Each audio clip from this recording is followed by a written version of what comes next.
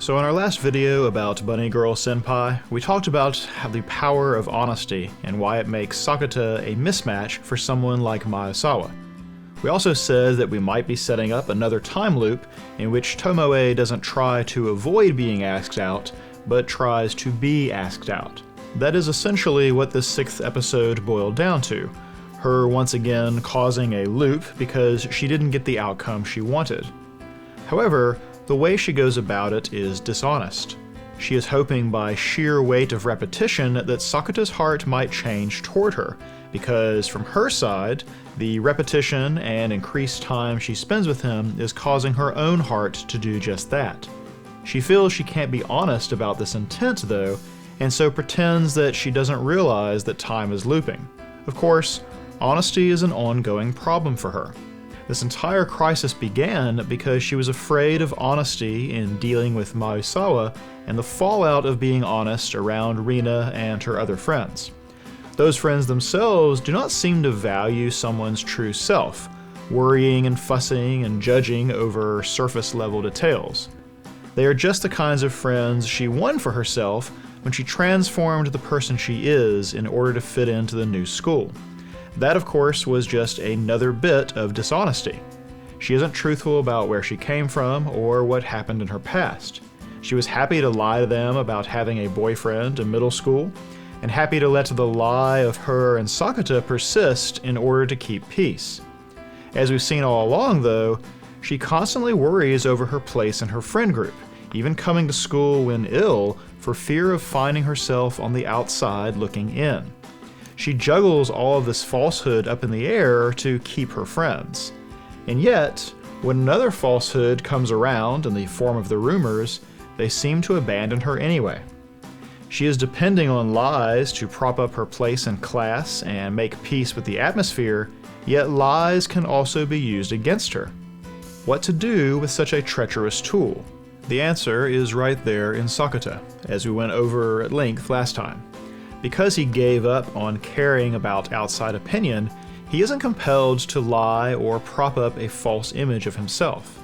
Because of that, he is free to be honest with his words and beliefs, to the point that this unabashed honesty begins to define him. He is basically kryptonite for people who will lie to preserve their image, as Miyazawa found out on the train platform.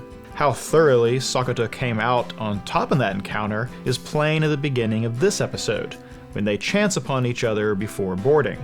Miyazawa is immediately angry and ready for confrontation, but Sakata says nothing and just casually boards the train, letting Miyazawa know that he isn't worth more than a fleeting bit of attention. And Miyazawa just takes it and retreats to the opposite end of the car from Sakata. Sakata's genuine sense of self likewise erodes Tomoe's confidence in her manufactured self. Like I said last time, she constantly slips back into her real accent around him, and slowly tells him true things about herself that conflict with the false image that she props up. Over time, this leads to the lie about wanting to be with Sakata becoming the truth about wanting to be with Sakata. Just as Mai feared, their pretend dating has morphed into something more serious, but only for Tomoe. Despite the lying, though, she's not a bad girl. She doesn't actually try to sabotage things between Sakata and Mai, though she increasingly brings the topic up on their last few days together. I think this is her way of trying to feel out if Sakata really is still smitten with Mai, and even a little bit of doubt begins to look like hope to her. In spite of this, she only ever suggests that Sakata would not be good enough for Mai, never the other way around. There is some turmoil for her, as she realizes she wants to be with him, but knows he doesn't feel the same. She can repeat it and try again, but she knows that doing that is keeping him from Mai. However, she can't be sure that he's noticed how she feels, and so she plays dumb about the time loop and hopes that somehow that last Friday ends without them agreeing to split up. She doesn't know how to move forward or be honest, and so they are trapped unless something diverges. Futaba suggests that Tomoe is lying, and considering everything else she's lied about, this isn't exactly a stretch. credits Sakata for giving her ample opportunity to come clean, as he repeats the day twice more before altering its path. Even then, it's only when she steals a glance backward during the closing ceremony that he's certain that she's lying. She hadn't done so in the original loop, and we saw before that only people aware of the time loop are able to alter their behavior. This is the proof that she knows what's going on. Sakata indicates that she knows that they're repeating, and she doesn't protest. Sakata doesn't just end the day there, though. He instead continues to let them have a last date of a different sort, something completely unnecessary, but also completely decent of him. But he doesn't only humor her. When he has them fill out the relationship charms, it makes her very uncomfortable.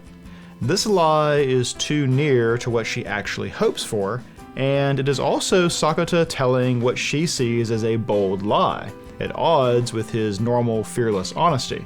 It serves no purpose in their charade, so why would he do such a thing? This puts Tomoe out of sorts, and Sakata uses this opportunity to let her know that he realizes that she has feelings. Even still, he gives her the chance to be honest. And what she tries to say is all the reasons she doesn't love him. Not directly, mind, but all the reasons why she shouldn't be causing the repeat. That she is already looking forward to them being friends, and she wants to cheer him on with Mai, and look back on this pretend dating like a fun adventure. And most of all, she wants to put these feelings behind her, to forget that she ever felt this way. Yet, every morning, the feelings get stronger instead.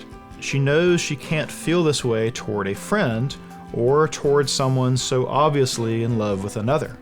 She says that this can't really be her, or that it's Sakata's fault for being so nice to her, or that all she wants to do is hurry up and be friends and have fun. And while I'm sure this is how she wants to feel, it's not how she actually feels. It's just one more instance of the problem she has had from the beginning. She is afraid of the consequences of honesty, even if that honesty is to herself. And so Sakata's great gift to her here, and proof that he is a true friend, is that he won't let her turn away from the truth. He shoots down her justifications for continuing the charade until finally she comes clean with how she feels and all the emotion that she has kept bottled inside. Thus, when morning comes, they do not go on to the next day, but rewind all the way back to the first lie, when she couldn't be straight with Maesawa. That was the original reality she was avoiding because facing it would tear down the other lies she maintained about herself and her friends and what mattered to her. This time, she is not only honest in turning him down, she is able to admit that she has feelings for someone else. She isn't running from them or denying them. What's more, she no longer thinks that these feelings will prevent her and Sakata from being friends. She knows that the encounter will wreck things between her and Rina's circle, but she also knows that Sakata means it when he says he'll be her friend no matter what. As she said last time, she has started to understand what he meant when he says that he can tolerate the whole world hating him so long as he has one person that needs him. To put that another way, a single genuine relationship is worth more than the acceptance of the whole world. Sakata accepting her for who she is, in fact, insisting on her being who she truly is, becomes something she realizes is more valuable than the facade of friendship that she must constantly maintain with Rina and the rest. As we will see later, this does seem to come between her and that group, but this doesn't mean she ends up with no friends, as it seems she joins a different circle, one containing the girl, Yoniyama, who she helped find the lost phone strap on the beach. Being true to herself does not lead to disaster after all. For Sakata's part, the success of pushing Tomoe to be honest perhaps inspires him to try the same thing with Mai. After all, she is pretty reluctant to be forthright, even though I'm sure that's some of her charm. He gets another chance to initiate their dating, and rather than stop at getting Mai to admit that she will go out with him, he presses the matter, hoping to get her to confess her own feelings in the same way that Tomoe did. It doesn't go the way he planned, but I wouldn't say it goes badly. Outside of this, it seems a lot of things went the same as the first loop through the following days. Tomoe and Sakata really do seem to become friends and coworkers. Since Mai didn't have the excuse of being jealous of the attention paid to Tomoe this time around, I think we can gather that she didn't need all that much prompting to get back into the bunny suit. Well, I guess it is meaningful to the two of them. Anyway, the last thing to mention in brief is our final scene when Sakata happens across Shoko Makinohara. If you've forgotten, this is the girl that he met before high school, back when he and Kaede were struggling with her adolescent syndrome. She is the girl he says saved him and that he was totally in love with. In fact, she was the one who explained the spelling of her name by using the rest area gag, something he has been using himself, even in this moment when he meets her. But this isn't really the same girl. Or rather, she's not the age that she should be. She should be 2 years older than Sakata, and yet she looks younger. Younger than the memory he had of her before, and younger than they are now. In fact, this is probably a middle school uniform she is wearing, and it's pretty close to the uniform we once saw Kaede wear. It appears we are not quite finished with timeline shenanigans, though we'll find out more next time about exactly what's going on. It definitely explains why no one at his high school had ever heard of the girl, though. She doesn't even go here. I said before that I kind of assumed Shoko would be the final boss of the series, last as she was first, so I was pretty caught off guard to have her show up.